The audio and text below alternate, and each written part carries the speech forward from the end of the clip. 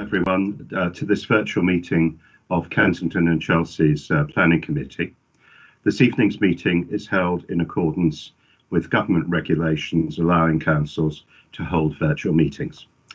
I'm Councillor James Husband, Chairman of the committee, and I'm joined by my four fellow councillors on the committee. Perhaps we can briefly each introduce ourselves. So perhaps in turn, Councillor Bakhtiar. Mo, would you like to just come up briefly and say hello? Good evening everyone, and Happy New Year. This is Councillor Mohammed Bakhtiar. I am a member of this committee, and along with my colleagues, we will be making a decision on this case. Thank you. Thank you. Councillor Tom Bennett. Tom? Yep. Good evening, everyone. Tom Bennett here. Very good. Councillor Wala Idris. Wala. Good evening, everyone, and Happy New Year. Wala Idris, I'm councillor for Brompton and Handstown, and I'm one of the colleagues who will be deciding the application tonight. Thank you. And finally, Councillor Charles O'Connor. Charles. Good evening, everyone. Charles O'Connor. Very good. Thank you. And as my colleagues have said, it's the five of us who actually will be making the decision on the application in front of us this evening. We're also joined by senior officers who will be advising us. The presenting officer this evening is going to be Joe Whitworth. Joe, would you like to just come up quickly and introduce yourself, Joe? Thank you, Chairman. Yes, Joe Whitworth. I'm a principal planner in the Council's Strategic Developments team. Great, thank you. And also Martin Lomas, who is actually the head of Strategic Developments team. So Martin, would you like to also just say hello? Good evening, everyone. Yes, Martin Lomas, the team leader for Strategic Developments. Great, thank you. And finally, this evening, the officer team is led by Lisa Chung, who is the Head of Development Management. Lisa.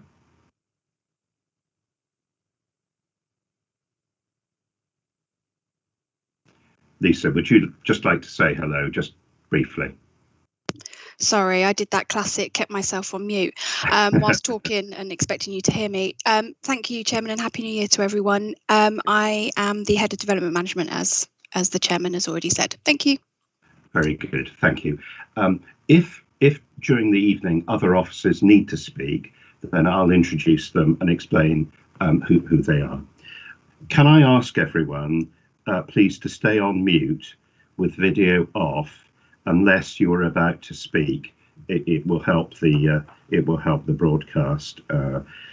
And finally, just a quick reminder to everyone that all the councillors have received the officer's report, the representations that are made, and also the addendum report, which was circulated yesterday, and a further edition of that this morning. Okay, so if we can get underway with the formal agenda. Apologies for absence. I think there are none. Everyone who it was intended would be on this committee is indeed present. Are there any declarations of interest? No. Are there any other declarations? No. Okay, that's very good. Can I move now to excuse me? Can I move now to the minutes of the meeting that we held on the 3rd of December? Are those minutes agreed? Agreed. Agreed. Agreed. Good. Very good. Thank you very much indeed. So those minutes are agreed. So in that case, we can turn very rapidly to the case before us this evening, which is the application relating to the Sutton dwellings, the William Sutton estate in Chelsea. And I think the presenting officer is Joe Whitworth. So Joe, when you're ready, please go ahead and present the application. Thank you. Chairman, before Yes. we do that, sorry, it's the legal officer, can you just confirm who the vice chair is tonight? Yes, the vice chairman of the committee is Councillor O'Connor. Yeah. Okay, thank you. Thank you. Okay, Mr. Whitworth. Thank you, Chairman. Yes, the application site is the William Sutton Estate. It's an affordable housing estate owned and operated by Clarion Housing Association, who are the applicant for this application. The proposals included within the application relate only to a small number of buildings on the estate, being blocks A to D, as well as the estate office in the centre of the site. All are shown highlighted blue on this site plan. The wider estate is bounded by Cale, Elliston and Marlborough Streets and Ixworth Place. This southwesterly aerial shows the wider estate buildings, with the application buildings in yellow. From this photo, you can see the dense nature of the estate, with the narrow open spaces between the blocks and the main open areas in the central and eastern parts of the site. The estate was recently designated as part of the Chelsea Estates Conservation Area, which is made up of the Samuel Lewis Estate to the north and the Sutton Estate itself. All of the buildings on the estate are designated as positive contributing buildings, except the Central Estate Office, which is not identified in the Conservation Area appraisal as making a positive contribution. None of the buildings are listed. The Chelsea Conservation Area also bounds the southern and western parts of the estate's boundary. Turning briefly to a street view of the blocks, this image gives you an indication of the appearance of the blocks as they face the street onto Ixworth Place, its public fronting facade. You can see blocks B, C and D stretching down the street on the left of the image. Moving within the site itself, this selection of photographs shows the grounds of the estate, including the existing general and refuse storage, as well as the Central Estate Office, which is included in the proposals. Now moving within the buildings themselves. Blocks A to D are currently vacant and have been so for a period of around 5 years. Internally, they are in a very poor condition and are in need of refurbishment and modernisation to be brought back into use. Aside from the clearly poor internal condition, the existing dwellings are all of substandard size when considering modern housing standards, lack sensible configurations, and do not represent living accommodation that would meet the functional needs of any residents. In that context, I turn to the proposals. For blocks A to D, the proposals include extensive refurbishment and internal reconfiguration of the blocks to address the poor quality of accommodation and to meet the identified needs of those with a right to relocate to the blocks. The intervention would also include the provision of lifts to deliver wheelchair and accessible homes, as well as fire safety lobbies and measures such as sprinklers and associated plant to ensure that the homes meet modern fire safety standards.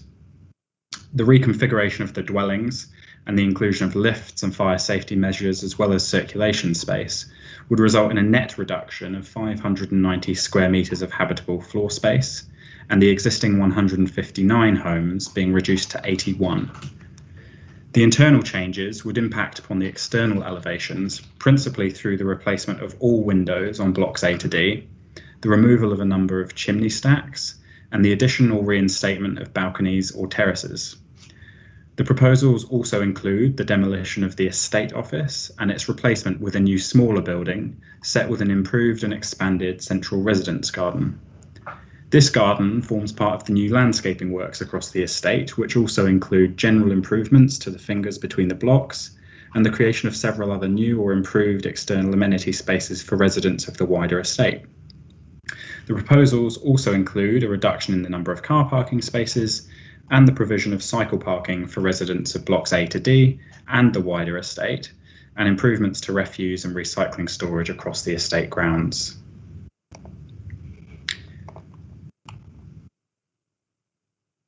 The internal changes, the critical issue in considering the proposals to blocks A to D is that of housing and the competing policy requirements placed upon the scheme. As set out previously, the proposals would reduce the existing 159 vacant dwellings to 81, resulting in a loss of 78 social rented homes and 590 square metres of gross internal floor space. This existing residential floor space would be lost to non-habitable floor space in association with the introduction of lifts, circulation space, fire lobbies and the like. The loss of 78 homes, irrespective of whether they are vacant or not, and 590 square metres of floor space is contrary to policies CH1F and CH5A of the local plan, which require development not to include any net loss of social rented floor space. However, the proposals must also comply with policy CH5B and C, which require any intervention in social housing estates to allow for the return of residents and to meet their identified needs, and to design the size of homes to meet those needs, as well as the housing needs of the borough. This selection of floor plans shows you the challenges of the existing layouts. As discussed before, all of the units pictured are undersized. All lack any access to external amenity space. The majority are accessed directly from the core with no fire protection lobby, and the majority include compromised layouts that include a lack of hallways and issues with access, including rooms only being accessible by passing through other rooms, for example, accessing a bathroom by passing through the kitchen. Of the 81 homes being re-provided, the unit mix and sizes of 57 of these are dictated by the results of a housing needs assessment undertaken by the applicant. It shows a range of housing size requirements for tenants who have a right to occupy the proposed blocks, and the application proposals directly meet those needs. The remaining 24 homes have been designed, as required by policy CH5C, to meet the borough's housing needs, and the unit mix and size of the 24 homes directly accord with borough needs identified in the SHMA, as well as the unit mix having also been developed in consultation with and found acceptable by the council's housing team. The proposals therefore directly accord with policy CH5, B and C. When you compare this to the existing context, of which only one unit is above 2 bedrooms in size, you can see the significant change in nature between the existing situation and the housing need which drives the redevelopment. These proposals therefore sit within a duly competing policy context, being required to both retain the number of homes and floor space, while also being required to deliver upon a vastly different type and size of dwelling to which those are currently hosted within blocks A to D. When working within the confines of the existing buildings, it's not possible to reconcile these requirements entirely. These floor plans show a series of existing plans with the proposed requirements overlaid to show the challenges faced in meeting the housing needs of residents. They show a typical floor plan across all 4 blocks. The plans show how by the time an increase in the circulation space through fire lobbies, lifts and appropriate access is accounted for, habitable floor space is already reduced on a single floor plate. When you extrapolate this across every floor of each block, you are left with the resulting loss in gross residential floor space. In addition, you can see how to fit the unit sizes required in order to meet the needs of residents within modern day standards. In almost all instances, you can only fit a single unit into the same space occupied by 2 or more existing units. Again, when you extrude this over each floor and across the 4 blocks, you can see why there is such a vast reduction in the number of homes overall. In the tension between the competing policy requirements, the proposals would therefore fail to comply with policy CH1A and CH5F in relation to quantum, but are supported by policies CH3 and CH5B and C in relation to unit mix, size and quality. Given the competing interests and the challenges of meeting these requirements within the constraints of the existing buildings, on balance, the proposed approach is considered to be acceptable when considering the intent of the housing policies and when reading the development plan as a whole. Should planning permission be granted, the council would secure all of these relevant matters through a Section 106 legal agreement. Turning to the external works and the issues of design and conservation, the proposals would involve external alterations to blocks A to D and the demolition of the estate office, as well as extensive landscaping improvements throughout the estate. The replacement windows and doors, shown indicatively on these images, would be sensitively handled, and given the poor quality of the existing windows, the proposed arrangement, design and materials used in their replacement is considered acceptable. Likewise, the removal of some chimneys to facilitate the inclusion of balconies and terraces has been sensitively handled and kept to a minimum. The addition of new terraces and balconies designed in a way to complement the style, architecture and materials of the blocks. The demolition of the estate office, which is not identified as contributing positively to the conservation area, is also acceptable, given its rationalisation into a smaller building to be constructed of bricks reclaimed from the existing, and which allows it to be set within a well thought out and expanded central residence garden. In summary, the proposals would have a neutral impact on blocks A to D, an enhancement resulting from the improvements to landscaping and setting of the buildings, and overall the application proposals are considered to preserve the character and appearance of the buildings and of the conservation area.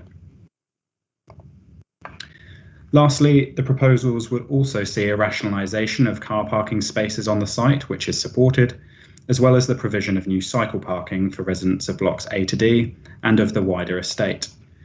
In addition to the central garden, would be significant improvements to the landscaping between blocks and to other existing amenity spaces on the site, including the retention of good quality trees and new planting.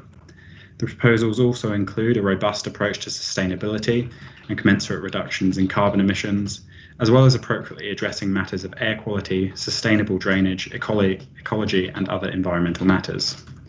That concludes the presentation, Chairman. Good, thank you very much indeed, Joe.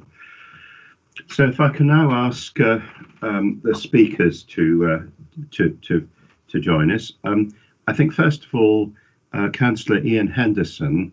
I think Ian, you've registered to speak as an objector, and I think Ian, this evening, obviously you're really talking in your capacity as the chair of the Sutton Residents Association. Is that right? Yeah. Yeah. Save the Sutton Estate. Yes, exactly. Yeah. Good. So, Ian, when you're ready, you actually have up to 5 minutes. So please go ahead when you're ready, and okay, we'll listen lovely. To you have to say. I think what I'd like to do is I asked some questions of Paul Quinn, Director of Regeneration. I asked 6 questions, and I'm going to read them out, and I'm going to read the answers because I want this on the public record. That's all. Okay. Sure. Yes. So my first question was, all the rents will be at social rent levels at launch and on an ongoing basis. And the answer was that's confirmed in the planning application. 2, the nature of tenancies to be offered to new, existing tenants and future tenants. And the answer was also confirmed in the application. All existing residents and those nominated by RBKC will be offered social rented tenancies. Question 3. The estate as a whole will remain at social rents for all tenants. Answer, that is the case now, and there is nothing in this application that is changing that. 4, who will manage allocations for the new properties and for those properties left empty by existing tenants moving to the new build? Also confirmed in the application, we have offered RBKC 100% nomination rights to all properties left vacant after existing Sutton Estate residents have exercised their right to return or to take up tenancy in the refurbished blocks. This supersedes the existing nominations agreement with RBKC. Question 5, any properties rented out at a commercial rates will be returned to social rented housing rates at the earliest opportunity. And the answer, as indicated above, I am happy to do that in multiple documents and press releases issued to residents and other stakeholders over the past year. As indicated, no properties will be sold. Repeatedly confirmed in the planning application and in multiple documents and press releases issued to tenants and other stakeholders over the past year.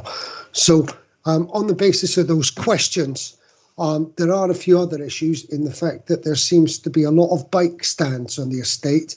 I was contacted today by some of the older residents who'd like to see more room for mobility buggies, and they need kind of shelters that they can put them in near the entrances. So that would be something I'd like to see. Also, there's 1 or 2 residents that, due to the nature of their activities with the campaign, were moved off the estate. One of them is actually living in a homeless hostel on the Cromwell Road, and he needs to be brought back to the estate, as does this other family. Apart from that, naturally, we are disappointed that there's a loss in social housing, but what we have to consider is the estate did need to be upgraded. This brings 130 socially rented homes back onto the statute. That means 130 families and people in 2 years' time will have a home they can call their own. And I think that's really, really important. Apart from that, I must be honest that I think the application, Clarion and particularly Paul Quinn, has worked very, very hard with the residents and myself. I can be difficult at times, I know that. And I actually think this application's not far off where we need to be. That's it. Okay. Very good. Well, thank you, Ian, for that. That's very helpful and useful for us. So in that case, if I can now ask the applicant team if they could address this. Now, I think, Mr. Quinn, I think you're leading for this. I know Councillor Taylor-Smith would like to speak as well. Perhaps, Mr. Quinn, you could introduce yourself, and then obviously when you're ready, please go ahead, and you actually have up to 5 minutes, which is much more time than Ian Henderson actually needed. But go ahead, please, when you're ready. Thank you, Chair. I won't need 5 minutes either. Thank you. My name is Paul Quinn, and I manage regeneration projects for Clarion Housing. I'm hopeful that this evening we can secure the future of the Sutton dwellings after all these years of discussion and uncertainty. The proposals we put before you are the culmination of over 12 months of engagement with local residents, ward members, officers, the Chelsea Society, and many more. We have focused on what is important to these stakeholders and Clarion itself, the history and the heritage of the area, and the quality of life for existing and future residents. To that end, we appointed a heritage specialist architect, made an early commitment to retain blocks A to D in their entirety, ensured every square metre of usable floor space is retained to provide low-cost rented homes, and designed homes that will be warm and comfortable. And in doing so, we have created 81 beautiful homes. Unlike the substandard flats they replace, they meet minimum space standards and have functional configurations, offer improved accessibility with lifts serving all properties, and 8 wheelchair accessible homes. 65 have balconies with private outdoor space where currently there's none. And they offer 1, 2, 3 and 4 bedroomed homes that match your preferred range exactly. All these homes are to be for low cost rent. None are for private sale. And existing residents are offered first refusal. At the same time, we will revamp the public realm throughout the estate, creating new green spaces in the heart of the neighbourhood, a much softer, greener environment, doubling permeable surfaces, 142 secure cycle storage spaces where currently there are none at all, and electric vehicle charging points and improved parking arrangements. This is a proposal building on what is good about the Sutton dwellings, a sustainable, considered and inclusive project that takes full account of the area's heritage and secures its future as a key provider of genuinely low-cost homes for rent.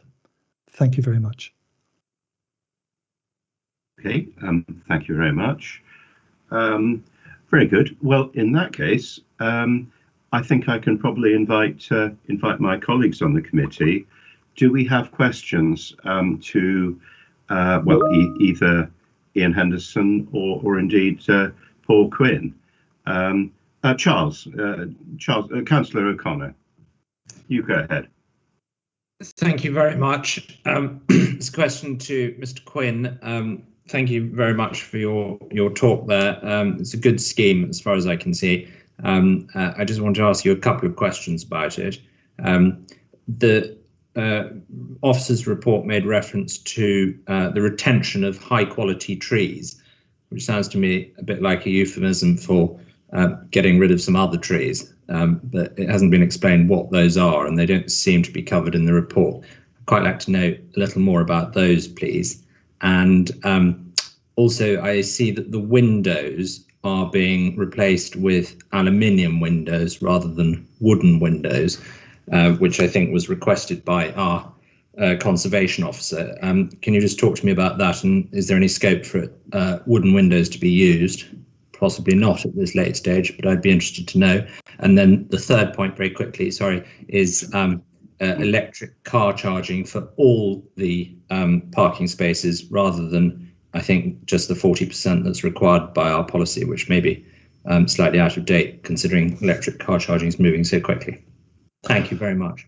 Okay, just on the first point relating to trees, yes, it is the case that we will be removing some trees. We've already sort of identified a number of trees, even without this planning application, that need to be tidied up effectively within the estate. But actually, we're planting many more than we're replacing.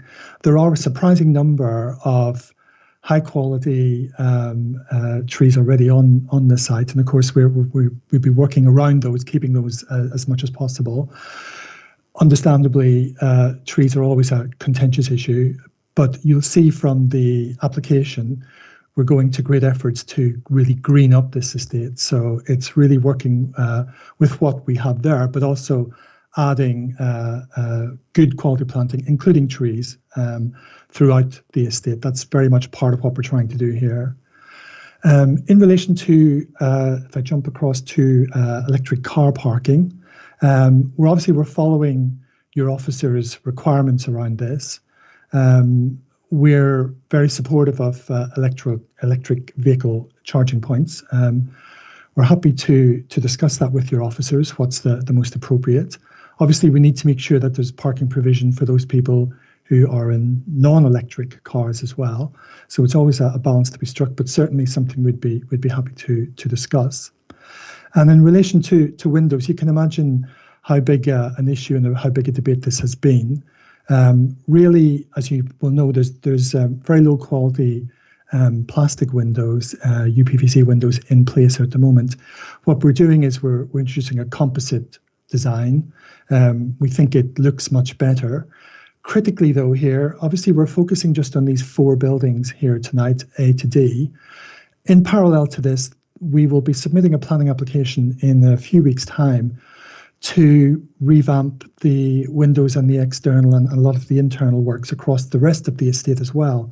So we need to come forward with a design of windows, a specification for windows that we can apply across all the estate. And consequently, we went for this composite design. To be perfectly honest, timber sash windows, not only are they more expensive to provide, they're less user-friendly in terms of their usage. And across the whole estate, they would be very expensive indeed to put in. To be fair, we did some early analysis of the lifespan of timber, the composite we're going to use, and UPVC windows to understand the whole life costs associated with them. So it wasn't an easy decision, but we think this is the right decision.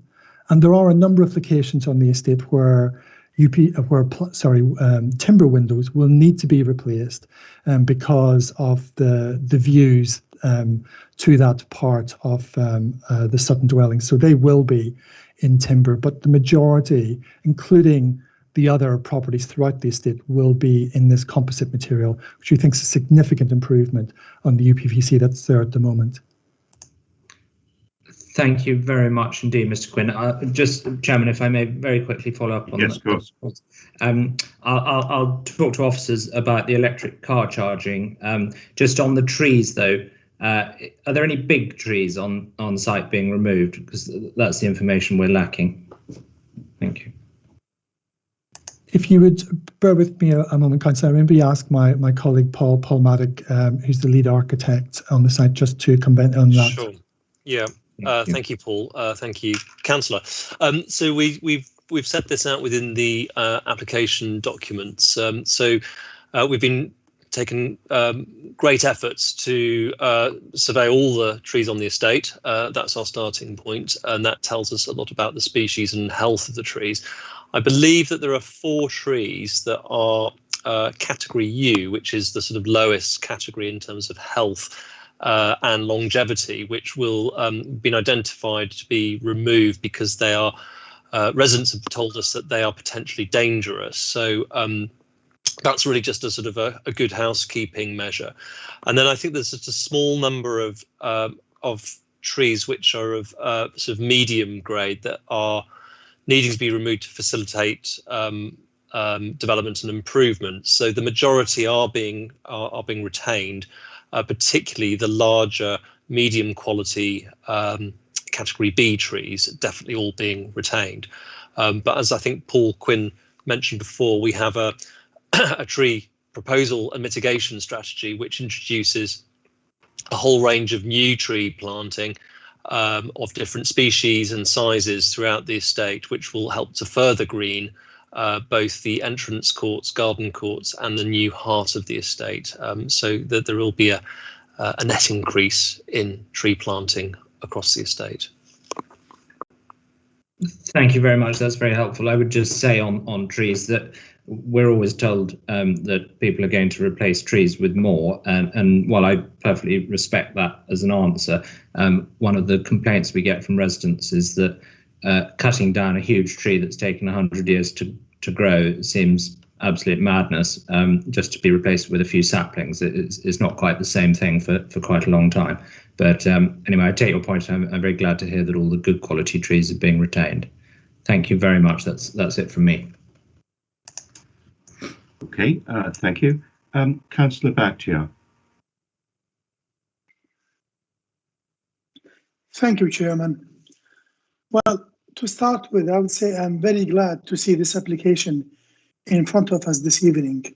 I was invited by residents 4 or 5 years ago, and I paid a visit to the estate, and I was invited into the flat. So I was very impressed by. Are we connected? Mm-hmm. Yes, we can hear you. Yeah. I lost the screen for, okay, yes. Yeah. So I was very impressed by the quality of the building and the bricklaying skills, which I don't think we have this type of bricklayers anymore. So I'm very glad, happy to see that this building was saved and would come back to be used by our residents in the future. I have few questions. We've heard from a clarification from Ian Henderson that you've mentioned 130 flats, but my understanding, we are going to have 81 units or flats after all, when this application was granted, 28 of which are social rented and 53 are affordable rented units. This is, if you want to come back to this. Ian? Yeah, I'm coming. Yeah, as I said, what it says in the application, I've been given assurances, which is why I wanted it on the public record from Paul Quinn, that everything was to be socially rented. So that's why I read those notes out, because thank you. He's confirmed that. Thank you, Councillor. Back to you. I have two questions. A question for Mr. Quinn. You've heard Councillor Henderson requested two things specifically. Could you accommodate that in your application, please?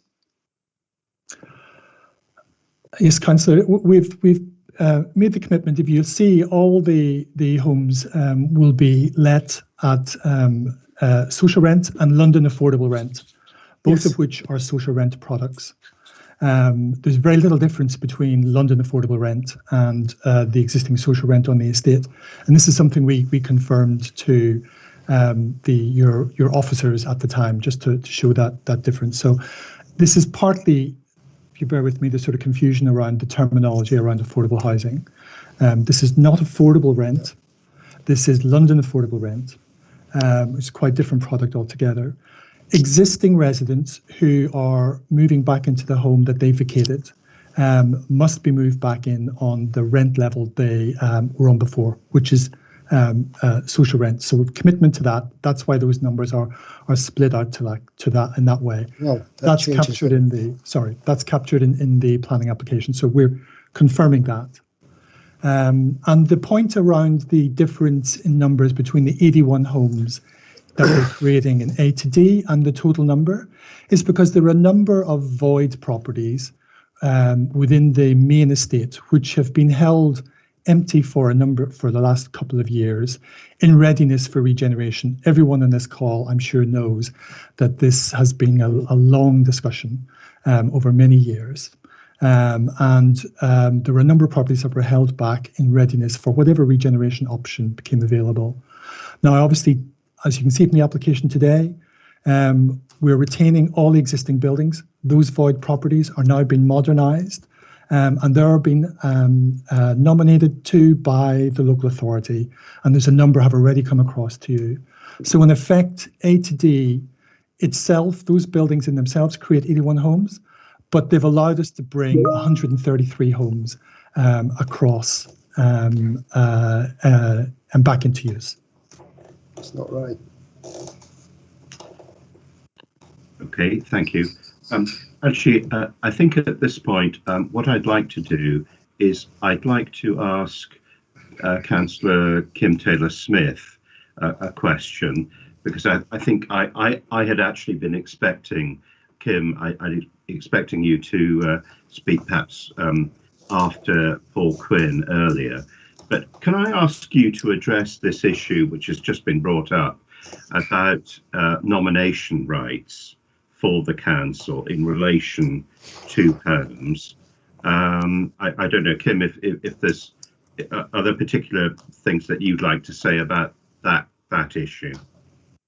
Yes, thank you, Mr. Chairman. And yes, I'll just focus on the nomination rights. I think, first of all, I would like to just thank Councillor Henderson for speaking on this. I mean, he and I have a long history with this estate, long before we were councillors. And obviously it's been a battle, and I'm very pleased to see this application come forward. And specifically, obviously, for Clarion responding to the calls of local residents and people to retain what is a really grand estate.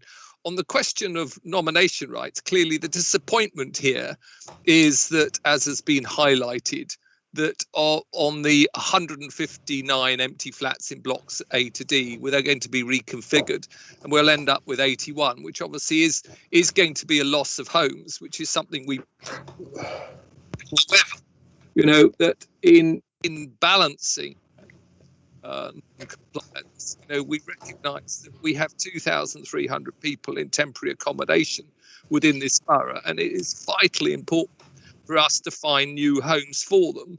I think specifically the point that you raised, Mr. Chairman, is that of those 81 homes, 24 of those will be given nomination rights for us at social rent. But importantly, equally, the remaining 57 homes, which are effectively being used by Clarion under a right to return, is that we will get 100% nominations on those relets if there are subsequently relet. And then, as mentioned by Mr. Quinn, there are further 106 homes that are currently vacant on the wider estate and being refurbished. And again, most importantly, as far as the council is concerned, is that we will receive nomination rights on those 106 homes, which comes back to the 130, I think, you know, the point that was being queried. But in addition to that, I've written to Claire Miller, who's the chief executive of Clarion Homes, and we have been already in discussion about securing subsequent relets on the rest of the estate. You know, it's very important for us as part of this application to secure the ability for us to have these nominations, which hasn't been the case as far as the past is concerned. And that's something which we haven't yet agreed the final terms, but I'm very optimistic to do so. Thank you. Okay, thank you very much indeed. I think Councillor Bennett, Tom, you've been waiting patiently. Thank you. Yeah, thank you, Chair. Can you hear me okay? Yes, can. Yeah. Great. Yeah, there were so a couple of things I just wanted to go over very quickly.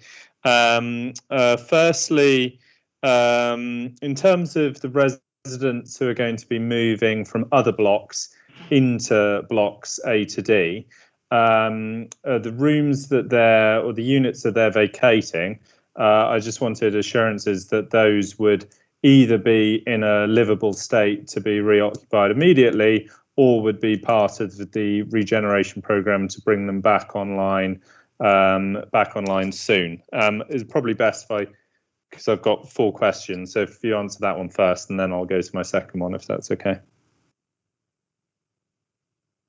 Thank you, Councillor. Yes, as people leave a property to move into A to D, the home they vacate will be part of the modernisation programme, planning application for which you will be receiving very shortly. So all homes will be modernised across the estate. Okay, great. So that'll be back online within the next year, maybe maximum 2 years, that sort of timescale.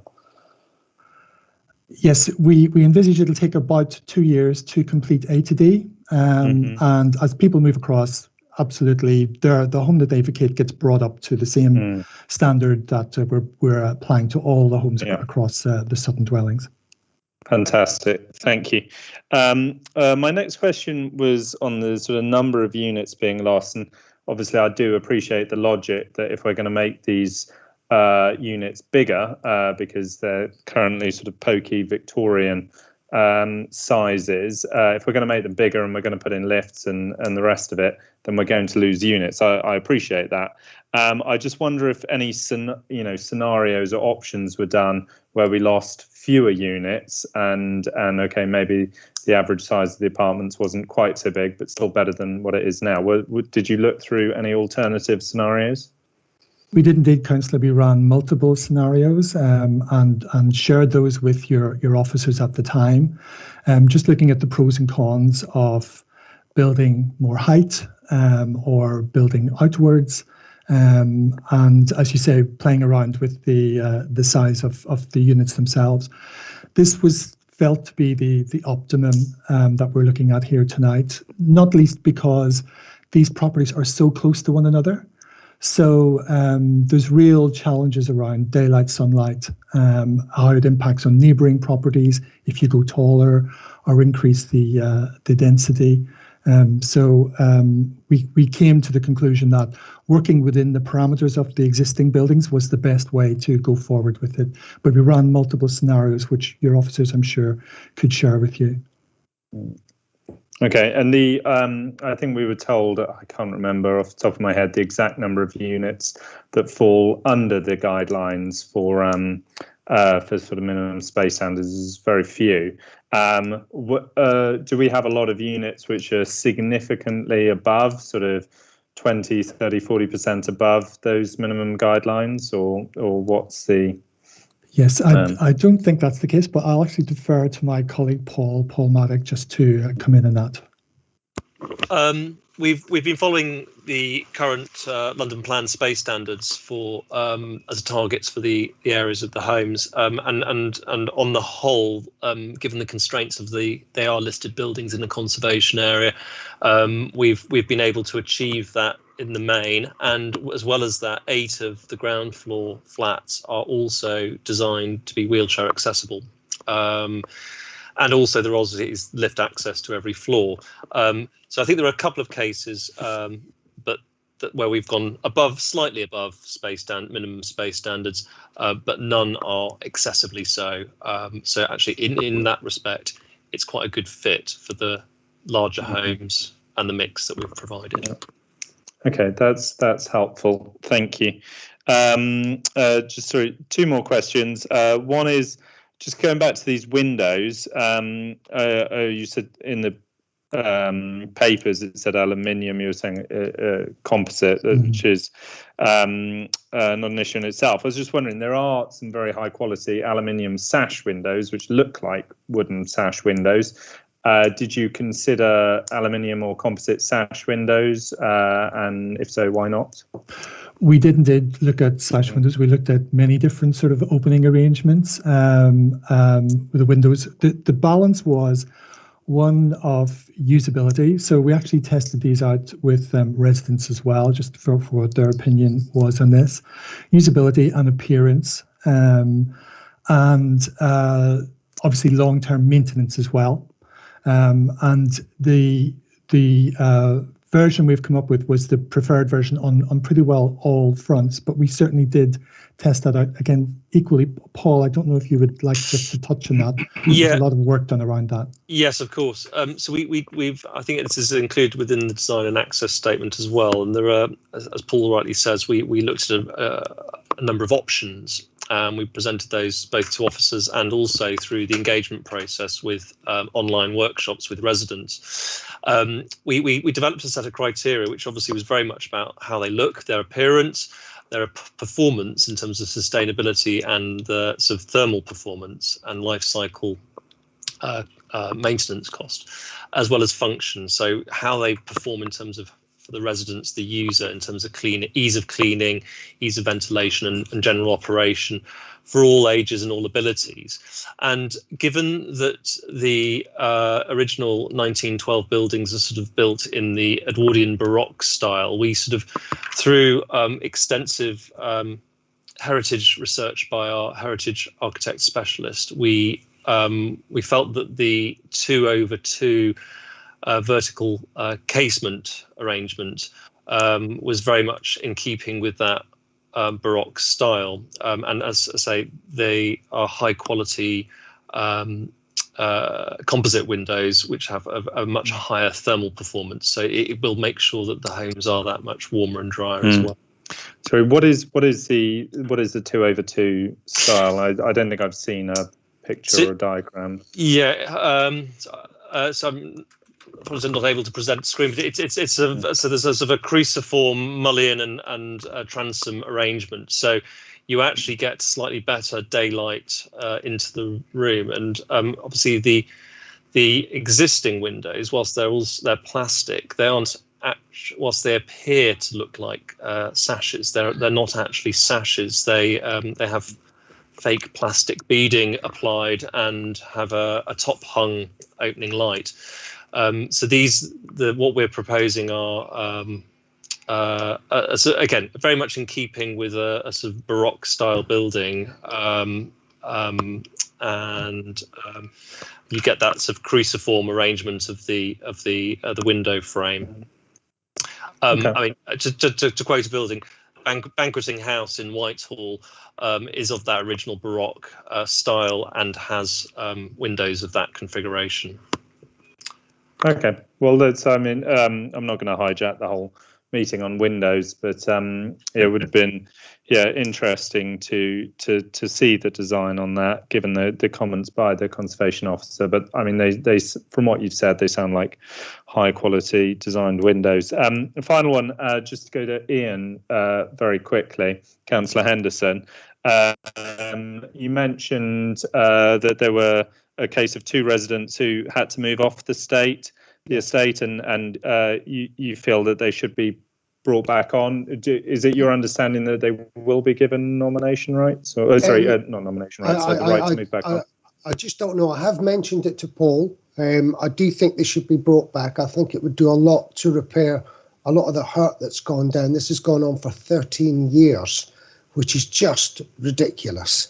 And as I said, there's a guy sitting in a hostel on the Cromwell Road at the minute. We didn't want to. The way he was removed was really awful. And he is on the move ahead scheme with the council. He needs to be brought back. And there's also another decanted family from Block D, and they need to be brought back as well. They were living in Westminster. So I don't know what Paul's thoughts on that are. I did ask you, Paul, but I haven't as yet received any answer. Well, sorry, go ahead. Sorry, if I could just respond to that. The principle. No, I'm afraid, Mr. Quinn. I'm sorry. I'm afraid you can't cross-question. You can't cross-examine. I think the point that Ian Henderson makes is a fair one, and I think it's one that it would be good if it was addressed. But in terms of the way our meeting works, I'm afraid you can't reply to it. But no, that's a perfectly reasonable thing to raise. Tom, did you have any other points that you wanted? Well, I was, if it's okay, Chair. I was just going to check in with Mr. Quinn. I mean, obviously, I don't want to delve into specific casework, but if we're talking about former residents here, if he is able to comment very quickly as to whether these former residents will be given the opportunity to move back onto the estate. Certainly, Councillor. The principle is that those residents who have moved to, as part of the earlier regeneration plans, will be offered a home in the refurbished estate. And Councillor Henderson had raised both cases for me previously, and I'd indicated I'd be very happy to have a look at those afterwards.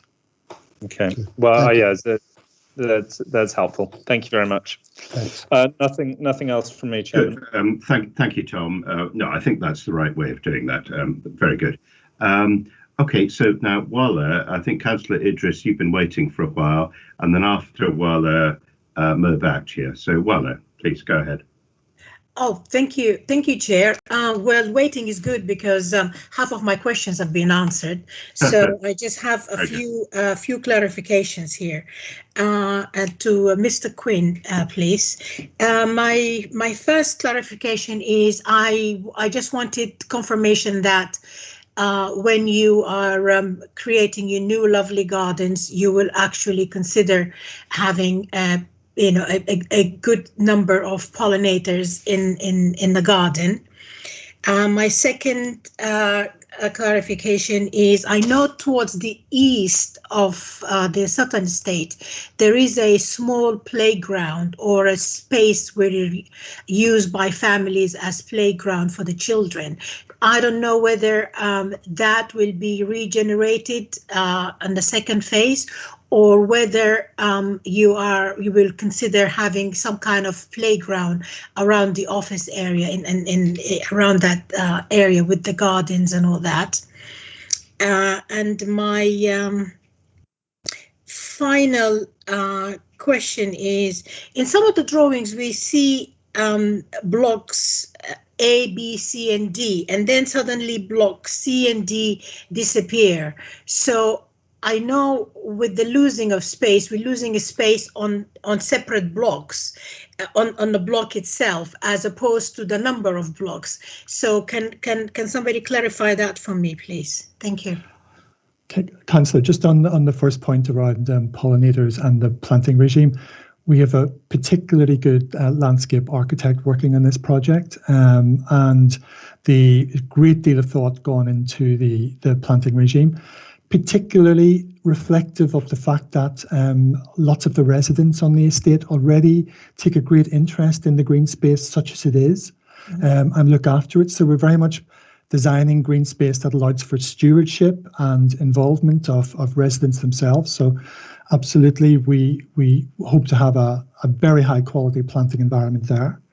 I think the space you're referring to is what's called the sunken garden, where there has been another block which historically has been demolished many years ago, and local residents, as you say, have taken on ownership and maintenance of that site.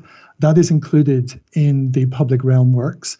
There's a very active group of residents who use that space, and we're very lucky to have them. And we have talked extensively with them how they would like that space to be, and what additional features they would like us to add: lighting in the trees, having access to water and power as part of the sunken garden location itself. So that's definitely a major element of the public realm works. And on the point around the imagery, just to reassure you, blocks A, B, C, and D all stay. So I can't quite visualize the images you refer to, but certainly there's the 4 blocks as they currently are all staying exactly in the same situation, and will be largely unchanged. Okay, thank you. Can I just go back to the pollinators? Because as a council, we are very pro creating a pollinator highway. Can I ask specifically to actually include them and make sure they are part of your planting regime? We'd be very happy to do that, and I'll make sure we follow this up with the landscape architect team, assuming we achieve a positive outcome here tonight. But absolutely, Councillor, we're very happy to do that. Okay, thank you. Thank you very much. Thank you, Chair. Okay, thank you very much. Mo, do you have a last question before I conclude? Thank you. Yes, No. well, I was in the middle of asking, but I was on mute. That's why I didn't want to interrupt. I waited until the end to ask my questions. I wasn't finished in the beginning. Yeah. Now, Paul, you've mentioned there is a difference between London affordable and nationally. Could you tell us the difference, please? I might ask this question to officers as well. And why are we losing car parking places on site? Okay, well, let me deal with the car parking first. This is, we're bringing forward an application that's compliant with your own planning requirements. So yes. The car parking ratio is in line with what your officers would expect to see for a scheme and a site of this size. It's also, just to go back to the point, obviously we're losing a number of units. So the number of units is reducing for all the reasons we've talked about. And consequently, there's a net fall in the car parking ratio as a result of that. But it's entirely to be compliant with your own policies. The London affordable rent issue is, I entirely understand why this is coming up. It's a challenging concept. It's really stemming from the GLA have introduced London affordable rent as a social rent product. It's worth being aware that you can draw down full social rent grant against it just to confirm its status. I think you could stand to be corrected, but I think it's the same product you plan to use in your own housing development as part of the local authority. But it's certainly a target rent, and it's very similar in the case of Chelsea to what rent people are paying currently. It is slightly higher, but it's nothing like what most people understand to be affordable rent, which is potentially up to 80% of private rent, which obviously in this part of London would be a very large amount of money indeed. Yes. And the last question I have for you is, Councillor Henderson mentioned 2 specific requests for elder residents for parking, bicycle hangers or trolley or whatever. Could you accommodate that in your application? We'd be very happy to have a look at that. The residents have made a number of very specific requests about what additional little bits and pieces they would see. And obviously, we're only at planning application stage here. There's a long way to go with the design process. So we'd be anything we can do to enhance it, to make it more user-friendly, to be more reflective of what residents would like to see. Absolutely, we'd be very open to that. Thank you. May I ask a final question to Ian Henderson, Chairman?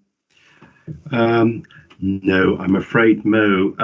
If perhaps you could frame the question in a way that you could put it to perhaps to the applicant, yes, actually, yeah, okay. Ask Ian. Very quick one. Go Thank ahead. you. Go on. Okay, Councillor Henderson, you've been campaigning for this for a long time. If you would like to see any conditions to put on this application, which conditions would you like to see?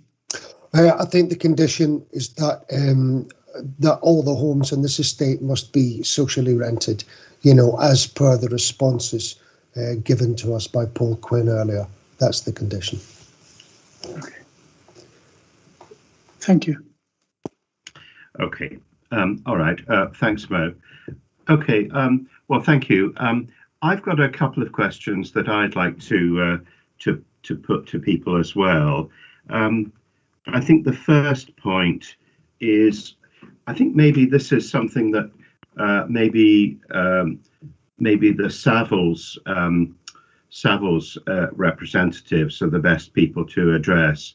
I'm sure you're obviously aware of our housing policies. CH1, CH5. What is your response to the very large loss of affordable housing that these proposals represent. And I'd be interested to know what you think in the context, obviously, of RBKC's housing delivery within the last few years, which it's actually in the addendum report. I'd be interested in if somebody can address that, perhaps as a first point. Thank you, Chair. Good evening, members. Simon from Savile, so I'll answer that question. I think, Chair, actually the presenting officer I think highlighted what the nub of the issue is, that there's a planning balance judgment that is very central to this planning application, and we do recognise that there is a loss of numbers of units, and that is a considerable number, but we would consider that the scheme has to be looked at as a whole, looking at all of the planning policies in your local plan. And whilst there is a loss of units, the floor space for all of these buildings does remain affordable, and that's wholly affordable. And as Paul Quinn has said, these will be units that are genuinely low cost units for rent. So the floor space remains wholly affordable. There is some reduction in net floor space for the flats. That's a result of wanting these new flats to be accessible and also to meet fire safety requirements. So that does mean that more space has to be given over to cores and to provide lifts. So that in one sense is floor space that is no longer part of flats. We do recognise that the borough has a housing target that is challenging, and I think the driving force behind this scheme is that the buildings are vacant. They have been vacant for some time, and that the whole purpose is to bring these buildings back into use and to make a contribution. And I suppose there are a number of options. There could have been one option, which would be to keep the number and to refurbish what we have, but we feel that would not be good planning. It wouldn't be acceptable in many of the other policies in the plan, particularly on meeting space standards and improving sustainability, providing good living conditions in respect of outdoor space, light, outlook, and so on. As you heard, we did explore the options of whether we could do additionality, so whether there was scope to add to the buildings to, I suppose, recover some of those lost units. Again, we looked at that, and we also looked at whether there was scope to, I suppose, knock down and start again, but we felt that those again would be conflicting with the plan as a whole, particularly because of the conservation area status, and also because I suppose scale of built form, either adding to what we have or new build, could also cause significant problems in terms of living conditions and amenities. So the option that does seem to be the most reasonable and the one that complies with the plan as a whole is bringing the buildings back into use and providing flats that are meeting the standards that we do have to meet today, both in your plan and the London plan and national standards. And unfortunately, that does mean that there is a loss in the number of units, not so much in the floor space of the blocks, but the number of units.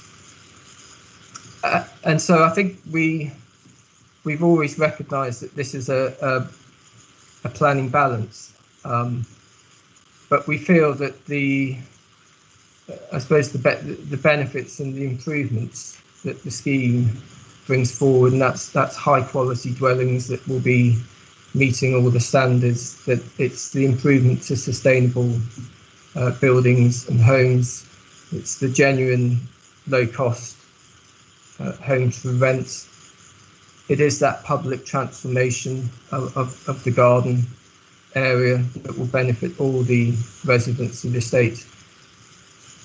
I think there are others as well. We protect the conservation area, we improve energy efficiency, we create jobs through construction. So we recognise that there's a loss, and we recognise that does have an impact on housing delivery, but we do bring these buildings back into use, and we do deliver 81 dwellings that will be hopefully on stream in a couple of years, and dwellings that are of much better quality than what we have. And I think I would commend the conclusions of the officer's report that this does seem to be the most reasonable option out of others, and one that when we look at the plan as a whole, it is one that complies the best. Okay, well, thank you for that. By the way, I absolutely accept that this is quite difficult, and it is indeed a matter of planning balance. I know that Savills obviously do a great deal of work in the borough. I'm just interested to know if you could cite other instances where an owner of a building had said, in effect, my building, it's been vacant for a couple of years, few years. On that basis, do you think we can just forget about a few planning policies, please? I'm just interested if that's something. Maybe you can cite some good examples. I'm just trying to think of things myself, but I can't. Maybe you're probably much more aware of these things. I'm not sure if I can at the moment think of anything. I think we would never say you put policy aside at all. I think we would say that this is where I come back to the planning balance, that there may be instances where there is some conflict with policy, but then we would need to look at other policies as well and come to a sort of a balanced look at it, because there are many other aspects that are in this scheme that are very supported by policy and encouraged by policy, and we are being compliant or more than compliant on other planning policy aspects. So I don't think it's a case of saying we want to put it to one side. I think we recognise that there is a reduction in the number of units, but we feel that those units that we're starting with are not what would be considered to be acceptable units in terms of their standards today. No, I think you're quite right about that. I think if the existing accommodation was proposed as the accommodation in a new building, then I think you're absolutely right. It would obviously be viewed as unsatisfactory, and it would be, officers would refuse it immediately. It wouldn't even come to a committee. Can I ask you about the alterations to the buildings, in the sense that I can see that providing balconies and also putting in lifts in many ways could be, it clearly could be considered very desirable, but at the same time it loses floor space, and in fact it CH5 the estate regeneration policy actually says that there shouldn't be a net, a loss of floor space, in fact. What's the thinking on that exactly? Can you help me a little bit about that? I can, and maybe Paul Maddox might be able to help as well as the architect. The balconies are the thinking behind the balconies was that the current blocks don't provide any outdoor amenity space at all, and we felt that it would be very beneficial for new residents to have access to outdoor space. And the balconies, I believe by and large, maybe function as sort of bits added on to the building, but rather than perhaps taking away space. The lifts do take away some of that internal core space. The reason for that was very much, again, the existing dwellings are not, I don't think we could call them accessible at all. So delivering accessible homes has again been a key part of this project, and it is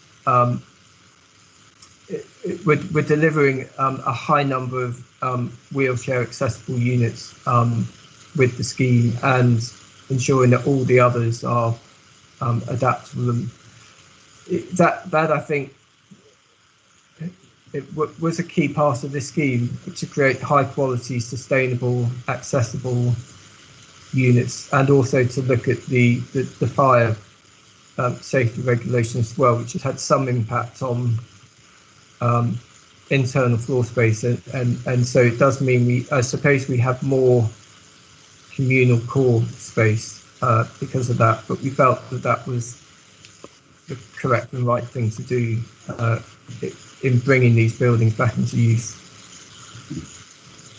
Okay, all right. Well, thank you very much indeed for answering those questions. Now, I think a final question. I think Councillor Idris, have you got a final question? No, sorry, Chair. I think that was an old. All right. Sorry. Oh, okay. All right. Okay. Well, in that case, if there are no other committee questions, thank you very much for everyone who's spoken. So we now move on to a different part of the meeting, which is where members of the committee can speak to the officers. Colleagues, who would like to go first in asking the officers questions? Charles, you go first. Thank you very much, Chairman, and thank you to Joe Whitworth for the report and the presentation. Just wanted to ask that point that Tom Bennett and I both discussed with Mr. Quinn about the windows, please. Do you have any images of the windows that you can show us, please? Of the proposed windows? Yes. Yes. Thanks. So this is an indicative elevation on the right showing the proposed windows. I'm just flicking back to the PowerPoint because I was looking at you instead. Oh yeah. And so the 2/2, where do they open? Say again, sorry? How do they open, those windows? Bear with me. They were referred to as casements, so I presume they're sort of hinged on the side, are they? Yes, I believe so.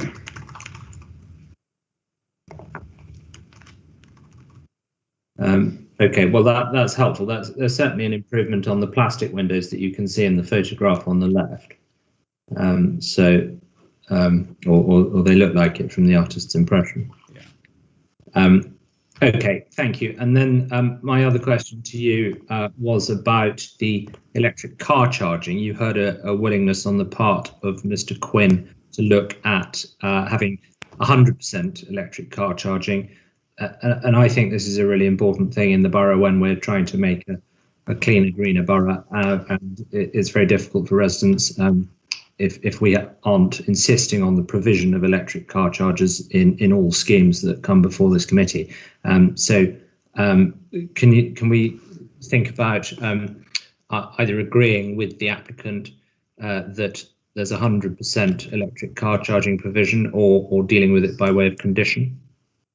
Yes, thank you, Councillor. So condition 15 requires that 40% of the spaces are provided with active points, and it requires that all other spaces are provided with passive supply for future use.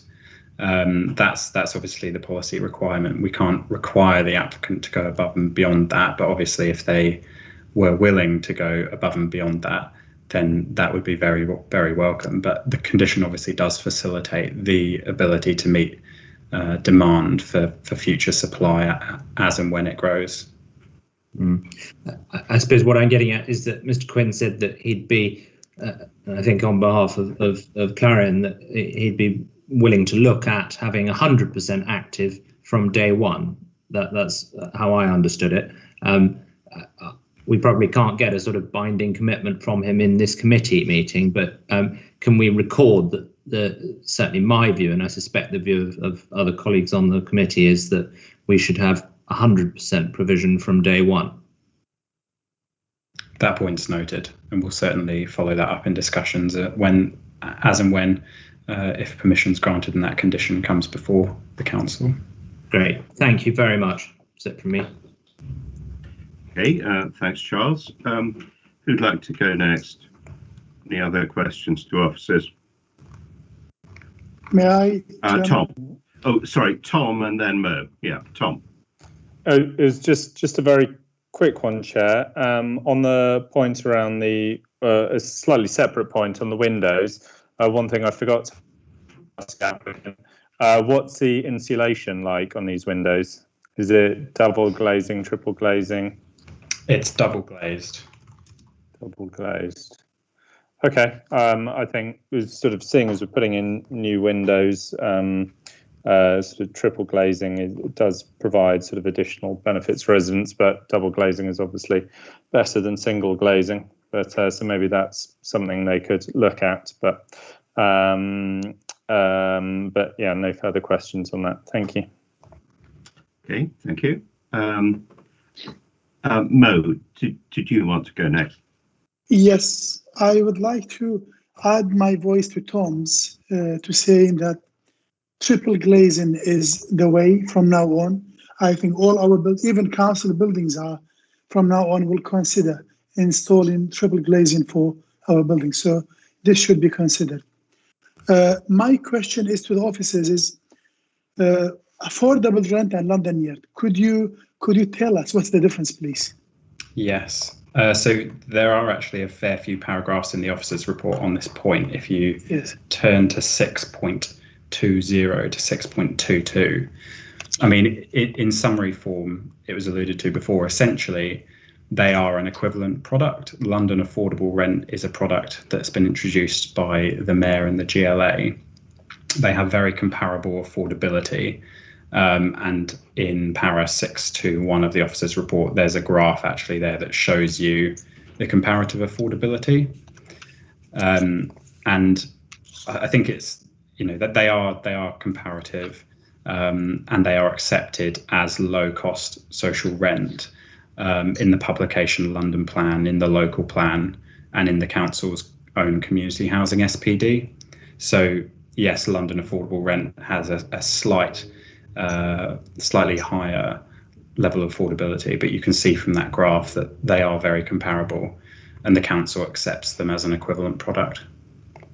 Okay, my second question is, we are allowing 2/3 of the new units to be affordable and 1/3 only social. And why do you think this is acceptable? Say again? We are allowing on this application 1/3 of social rented accommodation or units, and 2/3 are affordable. And why do you think this is acceptable? So all of the units will be either social rent or London Affordable Rent, which, as per my previous point, are an equivalent level of tenure and affordability. and the council has accepted in its local plan and the community housing SPD that they are equivalent. The homes that are going back in social rent are because, as I understand it, occupiers of those blocks with a right to return are on social rented tenancies at the moment, so they do have a right to retain that tenancy. The remainder of the homes that you indicate will be a London affordable rent, which again are an equivalent affordability and are acceptable in policy terms. Okay, thank you. Thank you. Okay, thank you very much. Any other points anyone would like to ask officers? Yeah, I have a question, Chair. Yeah, well, yeah. Thank you. Joe, my question is going back to pollinators and planting pollinators. And my understanding as a council, we are actually promoting pollinators. Is it not easier if we just any application going forward that have any kind of greening or any kind of green space for it to just actually specifically just have a section where we can just say you have to have some pollinators in your planting? Is that possible, just so that we don't have to go back and forwards and keep asking them every time we have a planning application? Yeah, absolutely. It's something we can certainly keep in mind moving forward, Councillor Idris. And I think it's important to note that the applicant in their landscaping strategy and in their supporting documents has gone into some detail about their intent on this point. And we're obviously binding them to those proposals through condition. And condition 8 obviously secures further details when species and the like are known. So we have secured it in this application, but certainly for ease, we can perhaps include a brief paragraph in reports about it moving forward. Okay, thank you. Thank you very much. Thank you, Chair. Okay, thank you, Ola. Okay, well, I think if there are no more questions to officers, I think we can probably move towards taking a decision. So, the recommendation is to grant, obviously with the various conditions attached. I think actually maybe Joe, you could help. I think the point that Ian Henderson made about, as well as bike stands, having provision for perhaps older people who have mobility scooters and that kind of thing, that's actually a pragmatic and sensible thing. I'm not pretending this is one of a critical thing, but I think it's important and useful. Joe, can I just check that that's something within the final conditions, that's something that we can take account of? It is. The only point I would note on that is that the only policy requirement for mobility scooter parking is for specific specialist older persons housing. So there's no policy basis to require this, but we could certainly ask the applicant to look into it. I think we can manage to ask the applicant to take account of it, would be my thought. Chair, I have a question.